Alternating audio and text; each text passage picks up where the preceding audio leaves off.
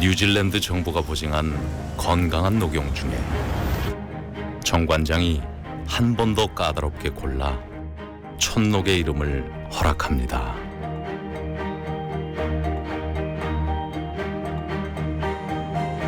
이제 녹용에서 촌녹으로 녹용의 원칙을 세우다. 정관장 촌녹. 라면은 튀겨야 한다. 육칼은 튀기지 않아서 더 쫄깃하다. 바람이 생면 식감을 살렸다. 맛 달란다. 생면 식감 6칼. 자, 앵거자. Do you like soccer? Yeah, soccer. You too? Of course. Which team? Team. 앵구 화상 영어 라이브 Dodgers? No. No. 혼자일 때도 오뚜기 피자 함께일 때도 오뚜기 피자 축하할 때도 오뚜기 피자 완전 맛있어. 피자도 오뚜기로 즐기세요. 카페에서 즐기던 우유 거품이 살아있는 리얼 라떼. 이 라떼 진짜다. 카페보다 좋아지다. 루카스9 라떼. 라면은 튀겨야 한다. 육칼은 튀기지 않아서 더 쫄깃하다. 바람이 생면 식감을 살렸다. 맛 달란다. 생면 식감 6칼.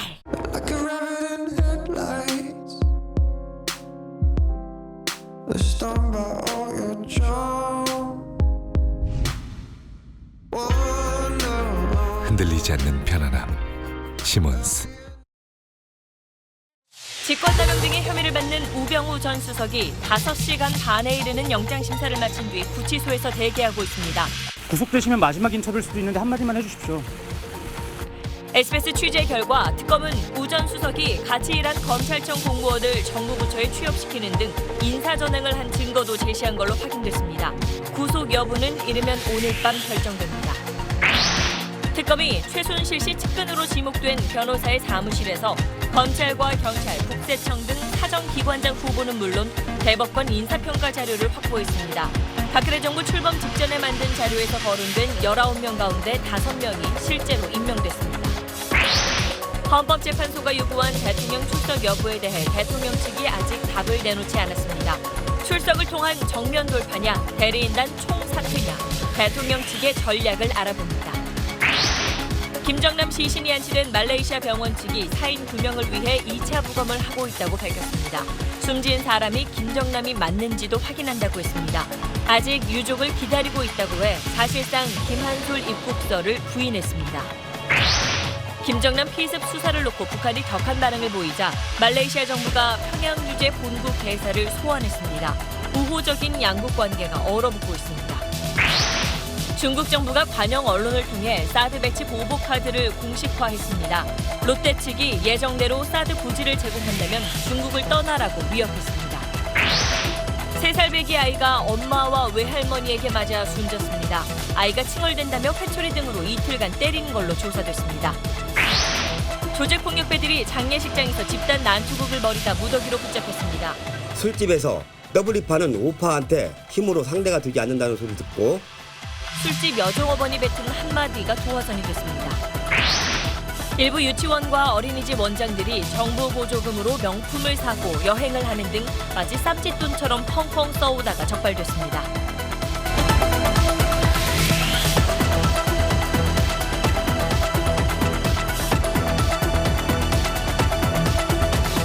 에너지를 쓰던 자동차가 수소로 에너지를 만드는 시대로 현대자동차.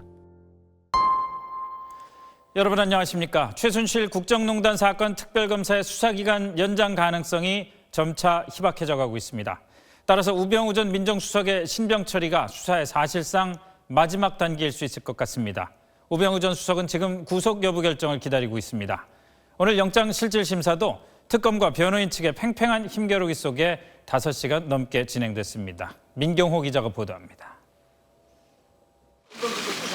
수사관과 함께 특검 사무실에 나올 때나 법원에 도착해 영장실질심사 법정을 향할 때나 우병우 전 민정수석 특유의 무표정과 강한 눈초리는 여전했습니다. 질문하는 취재진을 못마땅한 데 쏘아보는 시선도 석 달 보름 전 검찰 출석 때와 같았습니다. 특검은 영장심사에서 우 전 수석이 정부 부처를 가리지 않고 인사전횡을 저질렀다고 지적했습니다. 또 10개 가까운 사안을 구속이 필요한 혐의 내용으로 제시했습니다. 우 전 수석 측은 인사조치의 의미로 지시한 게 아니며 정상적인 민정수석의 업무였을 뿐이라고 반박한 걸로 알려졌습니다. 무려 5시간 반 만에 심사를 마치고 나오는 우 전 수석의 어투는 오전보다 퉁명스럽습니다. 수석께서 최순실 씨랑 평소 알고 지냈다라는 얘기가 있었는데 어떻게 생각하시나요? 여러 번 얘기했잖아요. 영장 기각을 연호하는 태극기 부대가 대기 장소인 구치소로 향하는 우 전 수석을 배웅했습니다. 청와대 실세수석이었다가 리틀벅구라지라는 오명을 얻은 데 이어 구속된 피의자 신세로 전락할지 구속영장 발부 여부는 밤늦게나 내일 새벽 결정됩니다. SBS 민경호입니다. 청와대가 국정농단 사건을 덮기 위해서 개헌 카드를 기획하는 과정에 우병우 전 수석이 개입한 혐의. 오늘 영장실질심사에서도 비중 있게 다뤄졌습니다. 우 전 수석은 강하게 부인했습니다. 전병남 기자의 보도입니다. 우병우 전 수석이 박근혜 대통령과 함께 국정농단 사건의 국면을 뒤집기 위해 개헌 논의를 기획하는 회의에 참석했다는 의혹을 놓고 오늘 영장실질심사 과정에서 공방이 벌어졌습니다. 특검은 민정수석의 직무를 유기한 채 오히려 국정농단을 은폐하는 데 우 전 수석이 주도적으로 가담한 정황이라고 주장했고 우 전 수석은 회의에 참석한 사실조차 부인했습니다. 오민석 영장전담 부장판사는 이런 내용을 검토해 우 전 수석의 구속 여부를 결정할 걸로 보입니다. 특검은 우 전 수석을 기소할 때에도 관련 혐의를 반영할 방침인 것으로 전해졌습니다. 이와 함께 특검은 수사기한이 연장되지 않으면 오는 27일쯤 수사 결과를 발표하는 방안을 검토하고 있습니다. 애초 이번 주 후반 중간 수사 결과를 발표하는 것을 고려했지만 일방적으로 수사를 끝냈다는 구실로 청와대가 대면 조사를 거부할 것을 우려해 시기를 늦춘 것으로 전해졌습니다. 다만 황교안 대통령 권한대행이 아직 수사기간 연장에 대한 답을 내놓지 않고 있는 만큼 황 대행의 결정을 지켜본 뒤에 결과 발표 시점을 확정할 방침입니다. 4개 야당 대표들은 오늘 국회에서 모임을 열어 특검 수사기간 연장 요청을 수용하라고 황 대행을 압박했습니다. SBS 전병남입니다. 헌법재판소로 가보겠습니다. 탄핵심판변론의 증인신문 절차가 사실상 내일 마무리됩니다. 내일 증인으로 채택된 최순실 씨는 더 말할 게 없다면서 헌재에 나오지 않겠다고 밝혔습니다. 안종범 전 수석은 반면에 재판 일정 때문에 처음엔 못 나온다고 했다가 다시 나오겠다고 했습니다. 이제 대통령 측에게 남은 마지막 카드 2개는 대통령 출석과 변호인단 전원 사퇴입니다. 내일까지 대통령 출석 여부를 밝히라고 헌재가 요구했는데 아직도 감감무소식입니다. 박하정 기자입니다. 대통령 측 대리인단은 회의를 열고 박근혜 대통령이 헌재에 직접 출석해 진술하는 게 더 유리하다는 쪽으로 의견을 모았습니다. 그래서 이런 뜻을 대통령에게 전달한 것으로 전해졌습니다. 하지만 박 대통령은 아직 가부 결론을 내리지 않은 것으로 알려졌습니다. 헌재가 내일 변론 시작 전까지 대통령의 출석 여부를 확정해달라고 요구한 만큼 내일 오전까지는 대통령이 마음을 정할 것으로 대리인단은 예상하고 있습니다. 내일 변론엔 안종범 전 수석만 나와 증인신문을 받을 전망입니다. 불출석을 통보한 최순실 씨는 재판부가 증인 채택을 취소할 게 분명해 내일로 증인신문 절차는 끝날 것으로 보입니다. 1년씩, 2년씩 질질 끌어도 정의에 맞지 않는 재판이지만 빨리 끝내야 된다는 민영화에 졸속으로 하는 재판은 정말로 나쁜 재판이에요. 공정하지 않은 거예요. 시간을 더 달라는 주장이 전혀 받아들여지지 않는다면 대리인단이 모두 사퇴하는 걸로 재판부에 항의할 수도 있습니다. 하지만 변론 절차가 거의 끝난 상황에서 대통령 측에 실익이 없다는 분석이어서 가능성이 그다지 커 보이진 않습니다. SBS 박하정입니다. 네, 법조팀 정상엽 기자 나와 있습니다. 자, 정 기자, 대리인단이 갖고 있는 2가지 카드 중에 하나, 대통령의 출석. 네. 이거 뭐 결국 대통령이 직접 결정해야 하는 거잖아요. 그렇습니다. 이 대통령 대리인단의 다수 의견을 우리 박하정 기자 리포트에서 네. 확인을 하셨고요. 거기에다가 청와대 참모진의 분위기도 이 네. 현재 출석하자는 쪽이 더 많다고 합니다. 아무래도 이 대통령이 직접 나서서 이 억울함을 호소하면 지지층을 결집시키는 데는 뭐 더할 나위가 없겠죠. 그런데 참모진이건 대리인단이건 이 대통령의 의중이 뭔지는 잘 모르겠다고 했습니다. 이 박근혜 대통령이 의사결정하는 이 특유의 이 스타일이 있지 않겠습니까? 네. 그래서 뭐 이번 건도 이 막판에 깜짝 결정될 가능성이 커 보입니다. 근데 헌재 입장대로라면은 만약에 내일까지 대통령이 답변을 안 하면은 그 다음에 와서 또 출석하겠다 얘기해봤자 소용없다 이런 거 아닙니까? 일단 그 헌법재판소의 이 탄핵 심판 스케줄은 이미 정해져 있지 네. 않습니까? 뭐 내일 마지막 그 증인 신문을 마치면 24일 최종 변론을 하겠다고 이미 밝혔는데요. 그 다만 이 탄핵 심판 당사자인 그 대통령이 내일까지 헌재가 지정한 내일까지 뭐 출석 여부에 대해서 별 얘기를 하지 않는다면 그 스케줄대로 진행이 된다고 봐야 되겠죠. 네. 그런데 이제 내일 뭐 출석할 여지를 좀 내비친다면 이 최종 변론을 뭐 27일이나 28일 날짜에 잡을 수가 있을 겁니다. 그런데 문제는 내일까지 아무 얘기를 안 하고 있다가 모레나 굴비쯤에 뒤늦게 출석을 하겠다. 이런 네. 경우에는 어떻게 해야 되느냐가 문제가 생길 수 있거든요. 근데 개인적인 의견으로는 이제 탄핵 심판의 당사자인 대통령의 출석을 이제 거부할 수는 없을 것이고요. 아무래도 그렇겠죠. 그렇습니다. 그리고 그렇더라도 이제 헌법재판소가 27일이나 28일 날짜를 지정을 해서 시간이 촉박하더라도 그날에 꼭 나오시라 이렇게 얘기를 할 수밖에 없을 것 같고요. 네. 그 뒤로 날짜를 미루는 건 현재 분위기상은 어려워 보입니다. 받아들일 수가 없다. 그렇습니다. 만약에 대통령이 나온다 이렇게 얘기한다면 재판의 양상이 굉장히 달라질 것 같은데 어떻게 될 것 같습니까? 그렇습니다. 뭐 처음 있는 일이기 때문에 이게 보통 일은 아닙니다. 그런데 일단 헌법재판소는 뭐 대통령이 출석을 하게 되면 최후 변론과 함께 당사자 신문을 진행하겠다고 밝혔습니다. 네. 이 대통령이 일방적으로 본인 말만 하고 끝낼 게 아니라 이 재판관도 마찬가지고요. 또 국회 측에서도 대통령을 신문할 기회를 주겠다는 것이죠. 이게 이제 대통령에게는 상당히 이제 부담스러운 일이 될 텐데 네. 물론 그 신문에 대해서 대답을 하지 않을 권리도 있습니다. 하지만 뭐 그런 모양새가 오히려 결과에 악영향을 끼칠 수 있다는 계속 점도 질문을 하는데 대답을 안 한다면은 뭐 그렇게 그렇습니다. 바람직한 건 바람직한 아니겠죠. 모습은 아니죠. 그래서 이제 그런 점도 상당히 충분히 부담스러울 수가 있을 겁니다. 네, 잘 들었습니다. 단독 기사 하나 전해드리겠습니다. 최순실 씨 측근 가운데 그동안 별로 드러나지 않았던 변호사가 한 명 있습니다. 최 씨 가족 행사에 초대받을 정도로 가깝게 지냈습니다. 특검은 이 측근 변호사가 사법부와 사정기관장의 인사평가 자료를 만든 정황을 확인했습니다. 특별취재팀 최우철 기자입니다.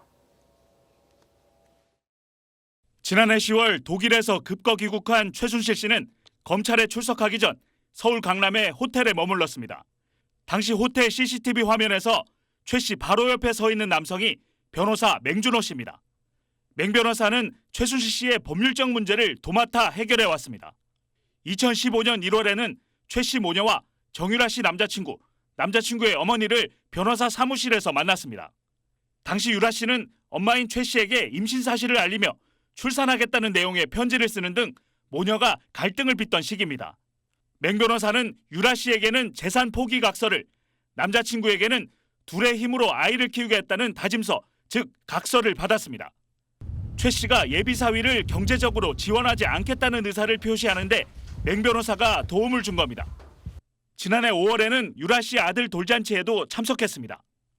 정말 작게 가족에 속이고 신호등도 안 될 거예요. 맹 변호사의 사무실에서 검찰과 경찰, 국세청 등 3대 사정기관장의 후보는 물론 대법관 물망에 오른 인사들의 인사평가 자료를 특검이 확보한 것으로 알려졌습니다.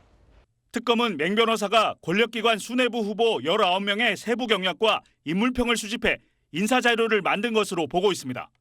자료가 만들어진 건 2013년 1월로 박근혜 정부 출범 직전 인수위원회가 활동하던 때입니다. 이 가운데 5명은 실제 임명된 것으로 파악됐습니다. 맹 변호사는 최순실 씨 부탁을 받고 인터넷 등의 자료를 정리했을 뿐이고 최 씨에게 전달하지도 않았다고 주장했습니다. SBS 최우철입니다. 지금부터는 김정남 피살 속보입니다. 김정남의 사인을 조사하고 있는 말레이시아 당국이 오늘 갑자기 기자회견을 열었습니다. 사망자의 신원은 물론이고 사인 확인도 아직 진행 중이라고 밝혔습니다. 이게 어떻게 보면 오히려 후퇴한 발표입니다. 수사가 장기화 조짐을 보이고 있습니다. 쿠알라룸푸르에서 임상범 특파원이 보도합니다.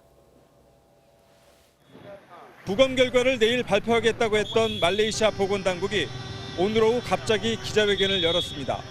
김정남의 시신이 안치된 병원에서 열린 회견에서 보건당국은 독침이 아닌 다른 방식의 독살 가능성을 시사하는 부검 결과를 공개했습니다. Nothing obvious for us to suggest any puncture marks or wounds. 그러나 독살이 맞느냐는 질문에는 사인 조사가 아직 마무리되지 않았다며 직답을 피했습니다. 사망자도 김정남이 아닌 여권상 이름 김철로 부르면서 사망자 신원도 확인 중이라고 신중한 입장을 밝혔습니다. These analyses are meant to confirm the identity of the deceased person and also the cause of death, both which are still pending at the moment. 그러면서 전문 인력들이 국제 기준에 따라 부검을 했다고 거듭 강조했습니다. 부검 결과를 믿을 수 없다는 북한의 주장을 의식한 것으로 보입니다. 당국은 또 DNA 표본을 제출하는 친족이 없을 경우 치아 구조나 의료 기록, 수술 흔적 등을 살펴 신원을 확인할 수밖에 없다고 설명했습니다. 그러나 김정남의 의료 기록을 확보하긴 사실상 불가능합니다.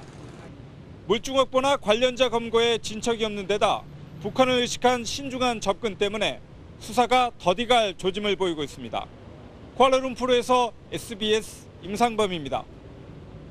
네, 그런가 하면은 피살된 김정남의 아들 김한솔이 시신을 인수하려고 말레이시아에 입국했다는 설이 어제부터 나돌았는데 현재로서는 사실이 아닌 것 같습니다. 현지 당국은 유족이 오길 기다리고 있다 이렇게 밝혔습니다. 김한솔 입국설을 사실상 부인한 겁니다. 역시 쿠알라룸푸르에서 김수영 기자의 보도입니다. 어젯밤 쿠알라룸푸르 국제공항 입국장에 150명이 넘는 기자들이 몰렸습니다.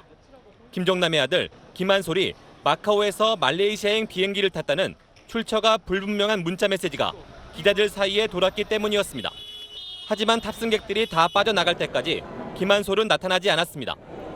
도중에 김한솔과 비슷하게 생긴 사람을 오인해 추격전이 벌어지기도 했습니다. 사그라지는 듯 했던 김한솔 입국설은 오늘 새벽 1시 반 무장경찰들이 병원에 출동해 경계를 펼치면서 다시 불붙었습니다. 일부 언론은 김한솔이 말레이시아에 입국해 시신을 확인했다고 단정적으로 보도했습니다. 그러나 말레이시아 당국은 오늘 회견에서 김정남의 친족이라고 나선 사람이 없는 상태라고 밝혔습니다. Well,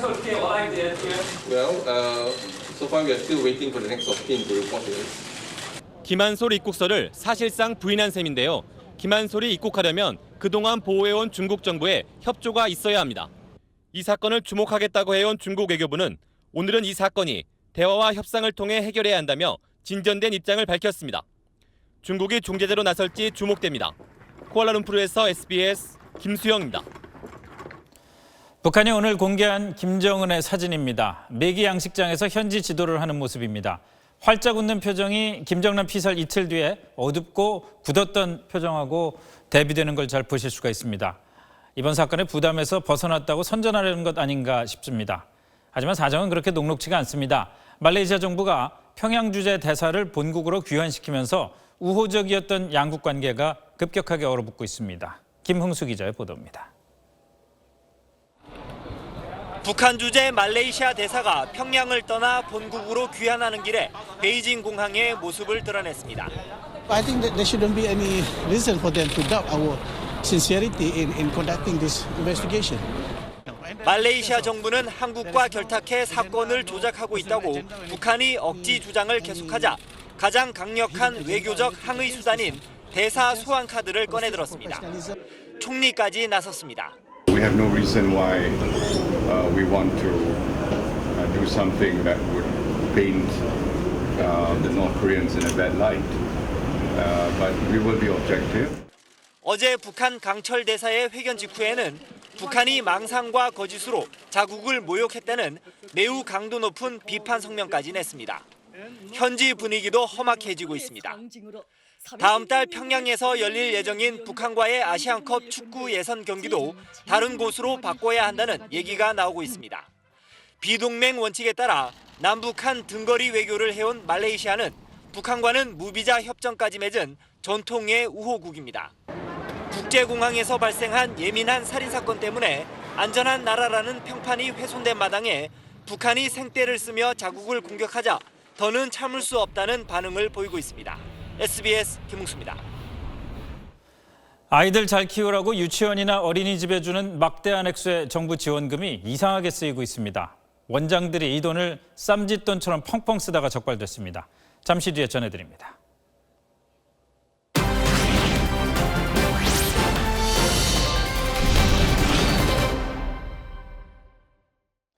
네, 저희가 정치권의 핵심 이슈를 짚어보는 새로운 코너를 하나 마련했습니다. 김현우, 김용태 두 정치부 기자가 서로 다른 관점을 대변해서 논쟁을 벌입니다. 물론 기자들 본인 생각은 아닙니다.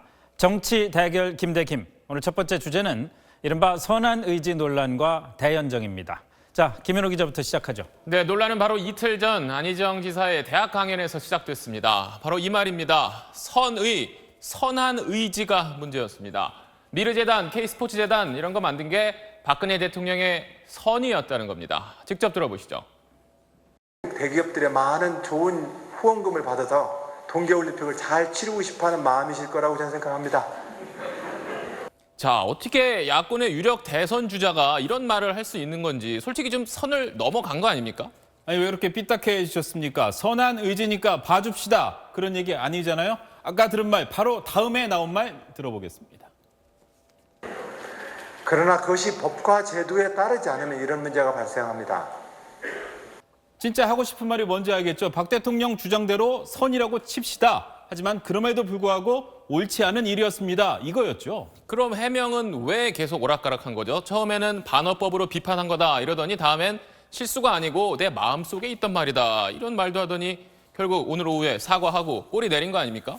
사과를 한 거는 선의의 예로 박 대통령을 든 부분이 적절치 않았다. 이 부분을 사과한 거고요. 그 밖의 것들 저는 애초부터 박 대통령을 두둔할 의사가 없었다. 감사할 의사가 없었다. 이 부분은 변함이 없는 사실이거든요. 자, 이게 뭐 팽팽한데요. 애초에 안 지사가 말을 좀 너무 어렵게 해가지고 일이 번진 건 아닌가요? 저도 그 말에 동감합니다. 자, 어젯밤에 인터넷 댓글 한번 보여주시죠. 어떤 글이 있었냐면 자, 뭔 말인지 이해가 어렵다. 번역기가 필요하다. 오죽하면 이런 댓글까지 달리겠습니까? 네, 이 부분은 사실 저도 마땅히 방어할 논리가 좀 없는데 철학과 전공이라 그런 것 같기도 하고 하지만 오히려 그래서 진심이 느껴진다. 이런 분들도 상당히 많거든요. 진심이요? 오죽하면은 안희정 지사를 평소에 비판하지 않던 문 전 대표가 어제 뭐라 그랬습니까? 분노가 빠져 있다. 사실 분노가 있어야 뭐 정의도 세우는 건데 안 지사 조금 사실 뜨뜻미지근한 편 아닙니까?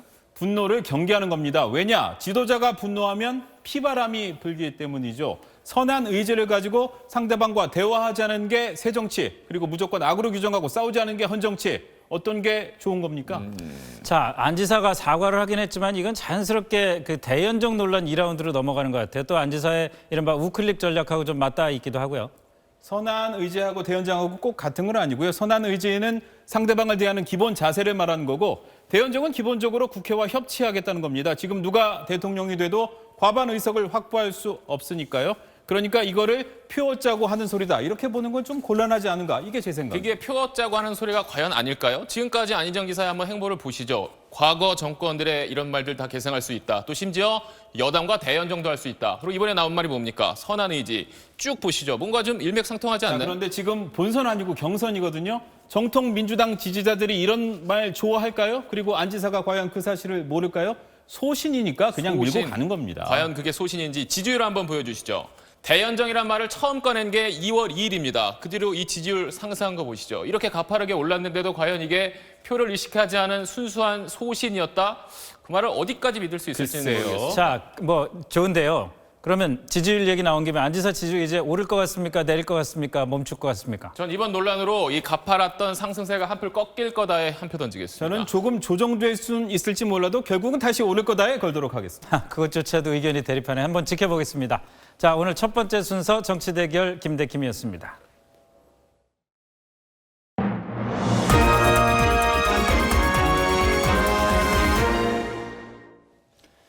사드 배치에 대응한 경제 보복은 없다던 중국 정부가 마침내 공식적으로 보복 카드를 빼들었습니다. 롯데가 예정대로 사드 부지를 제공하면은 중국을 떠나야 한다고 위협했습니다. 베이징 편성욱 특파원입니다. 중국 관영 한구시보가 밝힌 롯데에 대한 입장은 대단히 강경하고 위협적입니다. 사드 배치를 지지한다면 중국을 떠나라. 많은 중국인들이 앞으로 롯데 물건을 사지 않을 것이다. 면세점 업계 1위인 롯데 면세점 매출의 70%도 중국 소비자의 지갑에서 나오는 만큼 면세점 영업도 타격을 받을 거라고 경고했습니다. 관영 신화통신도 롯데가 사드 부지를 제공하면 중국인들을 해치게 될 것이고 그 결과는 심각할 수 있다며 협공에 나섰습니다.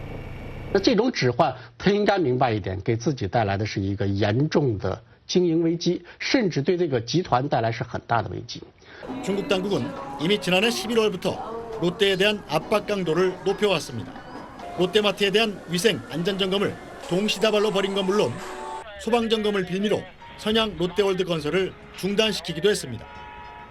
롯데는 지난 93년 중국에 진출한 이래 10조 원 넘는 공격적인 투자를 해왔습니다. 롯데 측은 그럼에도 불구하고 성주 골프장을 사드 부지로 제공하겠다는 입장에는 변함이 없다고 밝혔습니다. 중국이 한반도 사드 배치와 관련해 경제적 보복 입장을 공식화하면서 파문이 커질 전망입니다. 베이징에서 SBS 편사옥입니다. 잠을 자지 않고 보챈다며 3살 배기 아이를 폭행해 숨지게 한 20대 엄마와 외할머니가 붙잡혔습니다. 아이의 몸에서 수많은 멍자국이 발견됐습니다. 김정우 기자입니다. 오늘 오전 8시쯤 경기도 이천에 있는 한 병원. 흰색 패딩 점퍼에 쌓인 채 축 처져 있는 3살 배기 여자아이를 아이의 외할머니가 안은 채 응급실로 급히 뛰어들어옵니다. 곧 아이의 어머니도 뒤따라 들어옵니다. 1시간 뒤 아이는 차가운 주거미대에 실려갑니다. 아이는 병원에 도착하기 전 이미 숨진 상태였는데 몸 곳곳에선 멍자국이 발견됐습니다. 의료진은 아동학대가 의심된다며 곧바로 경찰에 신고했습니다. 양팔은 이미 새파랗고 다리도 새파랗고 얼굴도 좀 이렇게 얼굴 멍들어요. 수사에 나선 경찰은 숨진 아이의 엄마인 26살 최모 씨와 외할머니 50살 신모 씨를 긴급 체포했습니다. 김 모양이 잠을 안 자고 보챈다는 게 폭행의 이유였는데 외할머니도 함께 때린 것으로 조사됐습니다. 애가 밤에 많이 울고 또 보채고 말 안 듣는다는 이유로 18일 날 오후에 한 2시간 정도 그리고 19일 날도 한 2시간 정도 그렇게 이제 폭행을 했다고. 김양의 집안에선 폭행에 사용된 훌라후프와 나뭇가지로 만든 회초리가 발견됐습니다. 지난해 8월 남편과 이혼한 최 씨는 지난달부터 김양을 때리기 시작했다고 경찰에 진술했습니다. 경찰은 내일 김양의 시신을 부검한 뒤 최 씨 등에 대해 구속영장을 신청할 계획입니다. SBS 김정우입니다. 조폭 영화에서나 나올 것 같은 폭력배간 집단 난투극이 벌어져 35명이 무더기로 구속됐습니다. 술집 종업원이 던진 한마디가 난투극의 도화선이 됐습니다. JTB 정원익 기자입니다. 수십 명의 건장한 남성들이 몰려다니며 치고 패고 싸움을 벌입니다. 주먹질과 발길질을 해대더니 야구방망이와 골프채까지 휘두릅니다.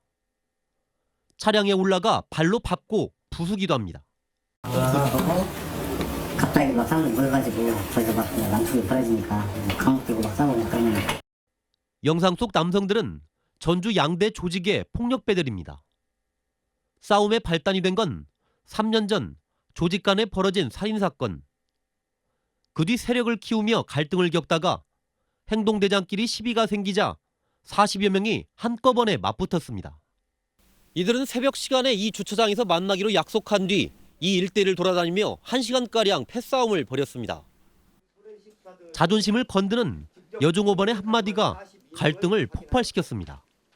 술집에서 W파는 O파한테 힘으로 상대가 되지 않는다는 소리를 듣고 W파 조직원이 O파 조직원에게 전화를 걸어 폭력 사태로 발생한 것입니다. 전담반을 구성한 경찰은 석 달간의 수사 끝에 이들을 무더기로 잡아들였습니다.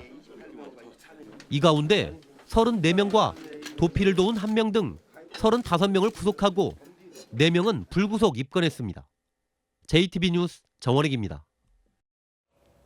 일반적으로 대학교 졸업식은 가족들이 모여 졸업을 축하하고 새로운 시작을 격려하는 자리죠. 그런데 오늘 졸업식이 열린 한 대학의 학과 사무실에 가보니 학생들이 찾아가지 않은 졸업장들이 쌓여 있습니다. 아예 졸업식에 가지 않거나 가족 없이 혼자 조용히 사진만 찍고 가는 졸업자들이 많아졌다는 얘기입니다. 최악의 고용 한파 속에 우울한 대학 졸업식장, 원종진 기자가 다녀왔습니다. 오늘 오전 서울의 한 대학교. 졸업하는 선배들을 위해 학과 후배들이 선물과 이벤트까지 마련했지만 한산하기만 합니다. 선배님들한테 이제 기념품 증정해드리는 이벤트 같은 것도 많이 준비했는데 예상했던 것보다 반도 안 오셔서 기념품이 좀 많이 남은 모습입니다. 학과 사무실엔 찾아가지 않은 졸업장들이 쌓여 있습니다. 졸업자가 총 110명 정도 되는데 아직 50장 넘게 남았거든요. 한 분이 와서 친구 걸 대신 받아가기도 하고 사실상 온 사람은 반도 안 되는. 취업 준비나 아르바이트 등으로 졸업식 날에는 아예 학교를 찾지 않거나 어떤 것 때문에 안 가려고 하는 거예요? 남들 시선이겠죠. 네, 남들 앞에서 뭔가 위축되는 느낌이. 졸업식 날 학교에 가더라도 혼자 졸업장만 찾아가는 학생들도 많습니다. 요즘 이제 취업난이고 그런 게 많아서 졸업식이라고 해서 꼭 모이는 분위기는 아닌 것 같더라고요. 취업하지 못해 졸업식에 가족을 부르기가 마음이 편치 않다는 학생도 적지 않습니다. 취업준비생 신분으로 대학문을 나서다 보니 기쁨보다는 죄송한 마음이 앞선다는 겁니다. 취업을 한 상태로 졸업을 하는 그런 입장이 아니다 보니까 한편으로는 부모님한테 죄송한 마음도 들고. 2월 대학 졸업 예정자 가운데 정규직 취업에 성공한 비율은 17%에 불과합니다. 생각해보면 많이 노력을 했고 도서관에서 많이 밤도 샜고 이렇게 끝이 나나 허무하기도 하고 그런 복잡한 심정입니다. 최악의 취업 한파 탓에 대학 졸업식장 풍경마저 바뀌고 있습니다. SBS 원종진입니다. 벌써 6년째 내전 중인 시리아에서 폭격으로 무너진 건물 잔해더미에 깔렸던 소녀가 기적적으로 구조됐습니다. 구조 소식은 다행스럽지만 폭격은 너무나 일상화되어 있고 어린이들의 모습은 참혹합니다. 카이로 정규진 특파원이 보도합니다. 다마스쿠스 외곽의 반군 지역.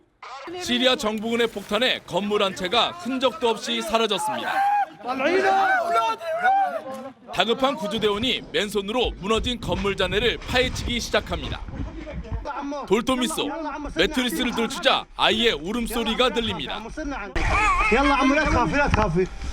곧이어 잔해에 파묻힌 아이의 얼굴이 드러납니다. 아이는 웅크린 채 온몸이 잔해에 파묻혔지만 매트리스가 보호막이 돼 구사일생으로 목숨을 건졌습니다. 신속하게 하지만 조심스럽게 잔해를 긁어낸 구조대원이 마침내 아이를 꺼내 들어올립니다. 이 여자의 이름은 아야입니다. 폭격과 붕괴, 매몰, 그리고 죽음. 시리아 아이들에겐 이제 일상이 된 단어들입니다. 6년째 이미 30몇 명의 목숨을 앗아간 내전의 출구는 여전히 보이지 않습니다. 모레 유엔이 주재하는 시리아 평화회담이 10개월 만에 재개되지만 내전의 마침표를 찍을 대타협이 이뤄질 가능성은 높지 않다는 전망입니다. 카이로에서 SBS 정규진입니다. 아이들 잘 키우라고 유치원이나 어린이집에 막대한 정부 지원금이 들어갑니다. 그런데 이 돈을 쌈짓돈처럼 펑펑 써온 원장들이 무더기로 적발됐습니다. 노유진 기자와 얘기 나눠봅니다. 정부 지원금이 곧 국민들이 낸 세금이잖아요. 유치원과 어린이집에 얼마나 지원되고 있나요? 네, 출생수는 점차 줄어들고 있지만 어린이집과 유치원에 사용되는 지원금은 점차 늘어나고 있습니다. 지난 한 해에만 12조 4,360억 원이 투입됐는데 운영비뿐 아니라 교사 인건비까지 투입이 되면서 지난해에만 12조 4,360억 원이 투입이 됐습니다. 이번에 정부 부패 척결 추진단이 95곳을 좀 점검을 해봤는데요. 그중에 91곳에서 불법 행위가 드러났습니다. 이 불법 행위를 적발률로 따지자면 96%에 달하고요. 나라 돈 205억 원을 마음대로 쓴 겁니다. 적발률이 굉장히 높네요. 지원금을 어디에 써온 겁니까? 네, 들어보시면 아이들 교육비와는 정말 먼 곳에 세금을 펑펑 썼는데요. 보시는 것처럼 지출 결의서를 한번 보시면 교사 선물 구입비로 250만 원을 썼다고 되어 있습니다. 그런데 알고 보니까 원장이 명품 지갑과 명품 가방 등을 마구잡이로 산 겁니다. 네. 또 다른 사립 유치원에서는 설립자의 남편의 여행 경비로 880만 원을 유치원 경비에서 사용했습니다. 심지어는 여행에 가서 구입한 건강 보조 식품까지도 유치원 교재 구입비로 조작을 했습니다. 아니 뭐 명품 가방에 여행 경비까지 기가 막히는데 이런 부정을 어떻게 막을 수 있을까요? 네, 이런 문제들은 주로 사립 유치원이나 어린이집에서 굉장히 많이 일어납니다. 그 이유가 이제 전산 회계 시스템이 안 되어 있기 때문인데요. 국공립 같은 경우에는 전산 회계 시스템이 되어 있어서 감시를 좀 잘 받고 있습니다. 이번에 정부에서 좀 가보니까 실제 사립 유치원이나 사립 어린이집에서는 회계 서류가 없기도 하고 회계 전산 시스템이 아니라 수기로 좀 기록한 곳도 많았다고 합니다. 이처럼 어린이들이 이렇게 돈벌이로 이용되는 것은 막아야 되겠습니다. 네, 그렇죠. 잘 들었습니다. 갈수록 사과나 배 같은 국산 과일의 소비가 줄어들고 있습니다. 과일 창고마다 재고가 산더미처럼 쌓이면서 과수농가 시름이 이만저만이 아닙니다. 표원구 기자가 보도합니다. 충주의 한 사과농가 저장 창고입니다. 예년 같으면 텅 비어 있어야 할 창고에 사과가 가득합니다. 15kg짜리 상자 3,000개 분량으로 이 농가의 지난해 생산량 절반이 그대로 남아있는 겁니다. 지금 이거 차인 거에 3분의 1 정도뿐이 안 남으신 다 나가. 평소면은? 네, 평소에는. 내년에는. 농가의 사과를 수집해 유통업체에 넘기는 산지 유통센터에도 18만 상자의 사과가 산더미처럼 쌓여 있습니다. 예년보다 10%나 많은 재고량입니다. 재고량의 40% 정도는 알이 굵은 대과입니다. 설 선물용으로 생산했던 상품 사과와 배가 김영란법의 영향으로 팔리지 않고 남은 겁니다. 좋은 고품질의 상품 명절 때 다 나감으로써 그 밑에 가가 다시 올라와서 나가야 하는데 그것도 침체된 상태다 보니까 안 나와요. 2월 출하량은 지난해 같은 기간에 비해 사과는 7.8%, 배는 56.7%나 줄었습니다. 가지치기 등 봄 농사를 준비해야 할 시기지만 쌓여있는 재고를 보면 과수 농가들은 일이 손에 잡히지 않습니다. 아유, 찹찹하죠. 왜요? 아유, 농산물 가격이 이렇게 하락되고 소비는 위축되고 가다 보니까. 시간이 갈수록 상품 가치가 떨어지는 점을 이용해 일부 유통업체들은 생산 원가에도 못 미치는 가격에 덤핑 출하를 요구하고 있어 농민들을 더 힘들게 하고 있습니다. SBS 표원구입니다. 경제부 심영구 기자와 조금 더 알아보겠습니다. 사과도 갖고 나오셨는데 실제로 사과나 배 같은 국산 과일 소비량이 많이 줄어들었습니까? 네, 국산 과일을 1년에 얼마나 먹는지를 따져봤는데요. 한 사람당 63.6kg, 전년보다 3kg이나 줄었습니다. 그만큼 덜 먹는다는 건데 또 그만큼 덜 팔린다는 얘기기도 합니다. 네, 국산 과일이 줄어들었다는 거니까 뭐 수입 과일들이 워낙 다양하게 나와서 그걸 찾는 소비자들이 많아지진 않았을까 싶기도 한데요. 네, 뭐 마트 가보시면요. 바나나나 오렌지 같은 수입 과일들이 상당히 저렴한데요. 한 대형 마트 매출을 살펴보니까 사과나 배는 전년 대비해서 20% 가까이 줄었고요. 이렇게 국산 과일은 전반적으로 줄고 있지만 바나나 같은 수입 과일은 10% 이상 매출이 늘고 있습니다. 이 불황이다 보니까 소비자들이 조금이라도 싼 수입 과일에 손이 더 가는 게 아닌가 이렇게 생각이 됩니다. 네, 또 과일이란 게 사실 식구들 여럿인 집에서는 좀 손이 많이 가기는 하지만 그렇지 않은 경우가 또 많이 있잖아요. 1인 가구도 많고요. 네, 저 어렸을 때만 해도 그렇고 앵커도 그러실 거고 이 네 식구가 둘러앉아서 과일 깎아 먹는 일이 많았는데 네. 혼자나 둘이 살면은 이렇게 사과를 깎아 먹는 것도 여러모로 쉽지가 않습니다. 그래서 작은 과일을 선호하기도 하고요. 또 이렇게 작게 자른 과일들을 모아놓은 상품도 인기입니다. 컵 과일 같은 거죠? 그렇죠. 네. 예, 왜 인기가 있는지 들어보시겠습니다. 간편하게 한 컵에 나와 있어가지고 이제 따로 집에서 하지 않고 집에 쉽게 먹을 수 있어가지고 주로 자주 사 먹는 편이에요. 또 직전에 리포트에서 나온 선물용 과일이 안 팔렸다는 건 부정청탁금지법 영향으로 아무래도 봐야겠죠. 네, 대형마트의 설 선물 판매가 전반적으로 줄었는데 특히 과일 같은 경우는 전년보다 20%나 줄어서 타격이 컸습니다. 네, 그렇군요. 과수농가들 시름이 깊겠습니다. 잘 들었습니다. 보육원 아이들의 부실한 밥상 실태를 짚어보는 연속기획 오늘 두 번째 순서입니다. 복지부가 권고한 저소득 아동의 한 끼 최저 급식비는 3,500원입니다. 그런데 보육원 아이들이 먹는 밥의 한 끼 실태는 정부 지원금 2,300원 정도가 전부입니다. 이 2,300원짜리 밥을 직접 만들어 봤더니 아이들이 먹고 자랄 수준이 아니었습니다. 김관진 기자가 취재했습니다. 보육원 아이들 60명이 먹는다고 가정해 영양사와 함께 한 끼에 2,348원짜리 급식을 만들어 봤습니다. 쌀밥과 시금치 된장국, 자반 고등어 구이에 무나물을 올렸습니다. 복지부가 권고하고 있는 지역 저소득 아동 최저급식비 3,500원으로 만들면 어떨까? 시금치 된장국엔 칼슘이 풍부한 바지락이 들어가고 불고기도 밥상에 올릴 수 있습니다. 품질 같은 게 조금 떨어져야 이제 뭐 생물 같은 건 먹기 힘들고요. 잡곡을 조금 더 여유 있게 여러 가지를 섞어서 넣었고요. 그리고 옛날에는 막 후식 같은 것도 나왔는데 밥만 먹는 거랑 동생들이 제대로 못 먹는 거랑. 부실한 식사는 아이들 성장에도 영향을 미칩니다. 3년 전 실시한 한 실험조사에서 3,500원짜리 밥을 먹는 아이들은 1,700원짜리 밥을 먹는 아이들보다 키는 평균 1.6cm, 몸무게는 평균 2.4kg 더 성장했습니다. 성장과 관련되는 굉장히 민감한 시기에 있어서 식사의 질의 차이라고 하는 거가 결국에서는 성장의 질적 차이를 가져다 주는 거고. 식대를 3,500원으로 올리면 비타민C와 칼슘 등 성장기에 꼭 필요한 영양소도 제공할 수 있습니다. 김관진 기자, 한 끼 2,348원짜리 급식, 뭐 부족한 게 한두 가지가 아닐 텐데 그중에서 가장 부족한 영양소가 있다면 어떤 겁니까? 네, 2,348원짜리 급식에서 가장 부족한 영양소는 칼슘과 비타민 C입니다. 네. 이들 영양소 섭취가 가장 부족한 이유는 유제품과 그다음에 과일이 상대적으로 비싸기 때문인데요. 네.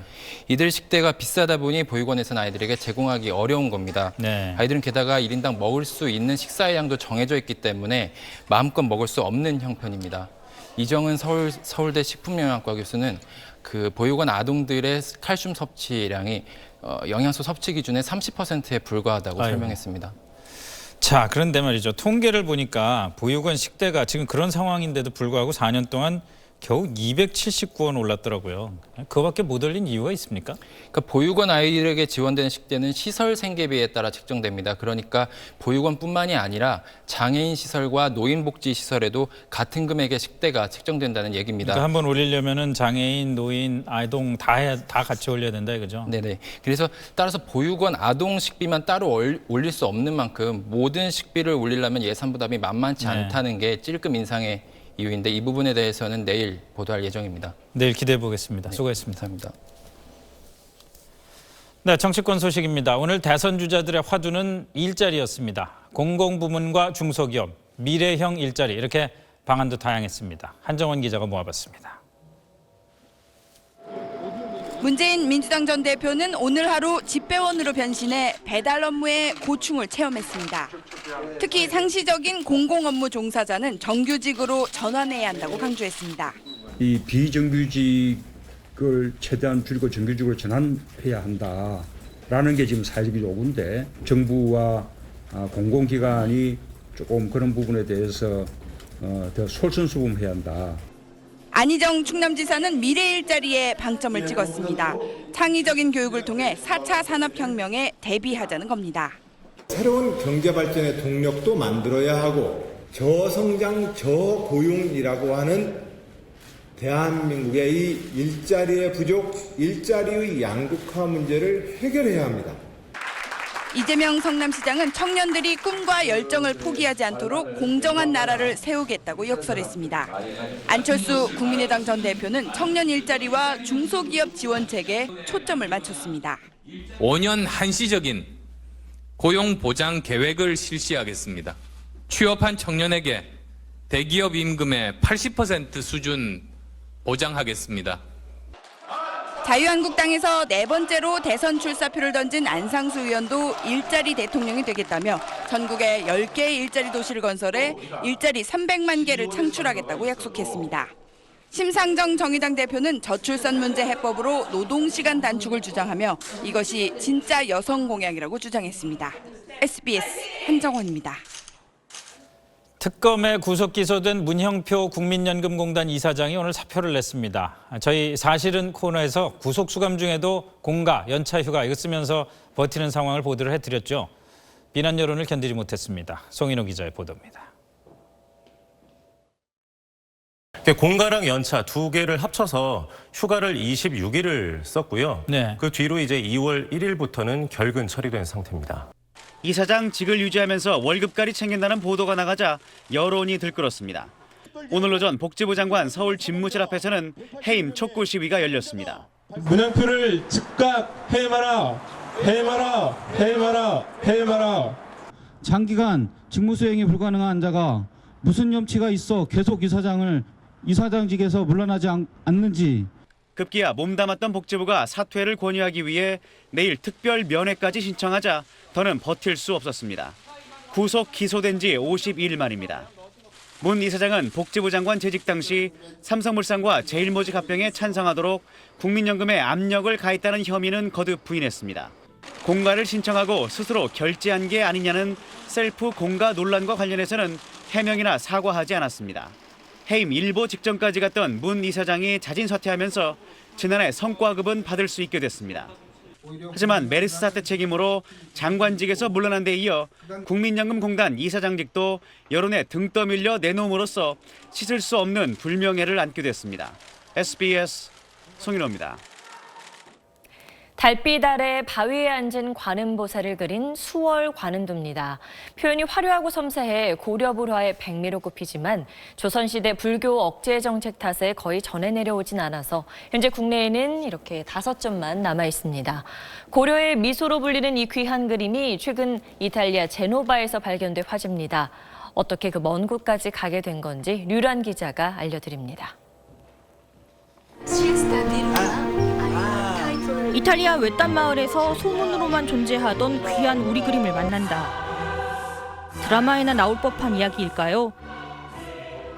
정우택 동국대 박물관장은 5년 전 외국 학예사들로부터 유럽 어딘가에서 고려시대 수월관음도를 보관하고 있다는 이른바 카더라 통신을 듣게 됩니다. 백방으로 수소문하길 여러 해. 드디어 지난해 문제의 그림이 이탈리아 제노바의 한 미술관에 있다는 사실을 확인했습니다. 수장고에 들어갔고 손에 이렇게 땀이 나더라고요. 포장을 뜯는 순간에 이거는 뭐 고려시대 1300년대 그림인 것은 뭐 틀림이 없다.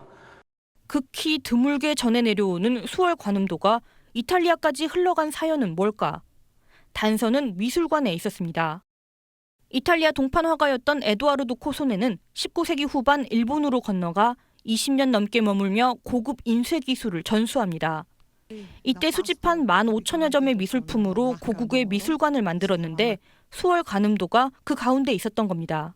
일본이 이제 근대에 새로운 지식과 문명을 받아들일 때 그때 유럽 출신들이 그 일본에 가서 상당한 미술품을 수집했을 것이라고 보고 있고, 이번에 확인된 수월 관음도는 보존 상태가 양호하고 출처가 확실해 중요한 연구 자료가 될 것으로 보입니다. SBS 유란입니다. 인공지능의 수준이 하루가 다르게 발전하고 있죠. 오늘 인간과 인공지능의 통역 대결이 펼쳐졌습니다. 결과가 어땠을까요? 정구희 기자가 보도합니다. 한국말로 얘기하면 인공지능 번역기가 바로 영어로 통역해줍니다. 어디 가시는데요? I want to go to Seoul Station. 이용자도 많아 다운로드 건수가 200만 건을 넘었습니다. 인공지능이 통번역사들의 일자리를 뺏는 것은 아닐까. 이런 위기감 속에 인공지능과 인간의 번역 대결이 열렸습니다. 통역번역협회가 주최한 오늘 대결에서 4명의 번역가에겐 종이로 된 문제지가, 3종류의 인공지능 번역기엔 USB로 문제가 전달됐습니다.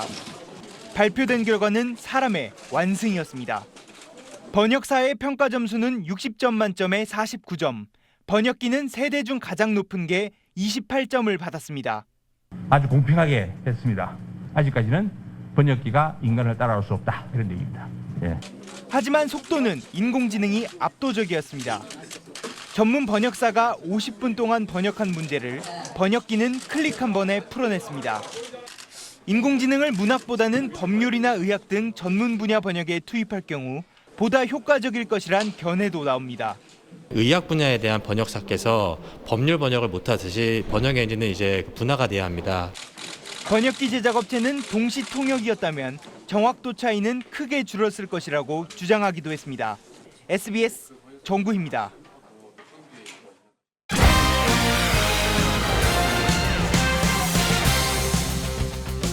올 시즌 극심한 부진에 빠진 봅슬레이 대표팀이 귀국했습니다. 이용 감독은 시즌 도중 썰매날 전문가 교체가 부진의 가장 큰 원인이라고 밝혔습니다. 최혜진 기자입니다. 지난 주말 세계선수권에서 21위라는 충격적인 성적을 거둔 원윤종, 서영우가 굳은 표정으로 돌아왔습니다. 당초 예정됐던 인터뷰도 취소하고 말없이 평창 슬라이딩 센터로 향했습니다. 이용 감독은 썰매 날을 관리하던 스위스 전문가 2명이 시즌 도중 갑자기 그만둔 것을 부진 이유로 꼽았습니다. 지난 시즌 원윤종, 서영우의 세계 랭킹 1위 등극에 기여했던 이들은 2달 전 프랑스인 주행 코치와의 갈등으로 팀을 떠났습니다. I think the Koreans are struggling from within.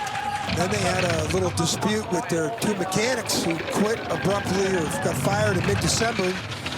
원윤종, 서영우는 이들이 떠난 월드컵 2차 대회부터 갑자기 추락했습니다. 이용 감독은 급히 데려온 새 미국인 전문가는 날 관리 능력이 현저히 떨어진다고 고충을 토로했습니다. 100분의 1초를 다투는 썰매 종목에서 트랙 상태와 날씨에 따라 날 선택을 달리 해야 하기 때문에 전문가의 역할이 매우 중요합니다. 우리 대표팀이 다시 새로운 날 전문가를 찾아 나선 가운데 원윤종, 서영우는 다음 달 평창 홈트랙에서 열리는 월드컵 8차 대회에서 분위기 반전을 노립니다. SBS 최희진입니다. 다음 달 6일 월드 베이스볼 클래식 1라운드가 고척 스카이돔에서 개막하는데요. 관중을 위한 대형 쌍둥이 전광판이 설치됐습니다.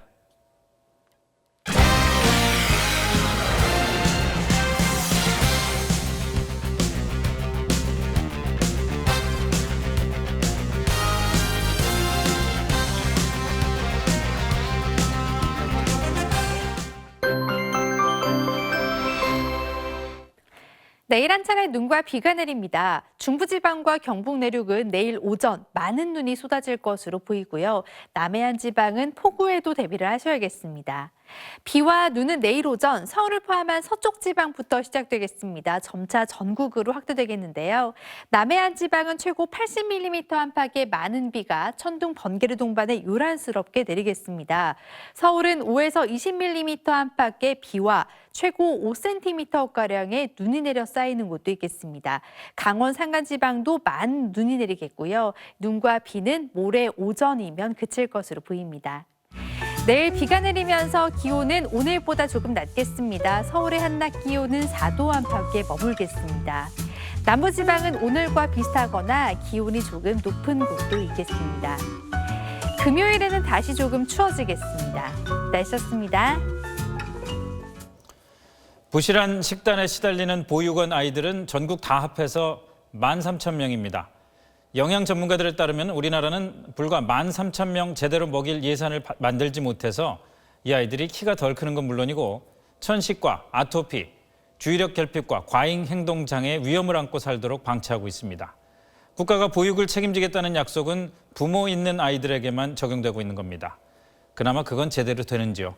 뉴스 마치겠습니다. 고맙습니다.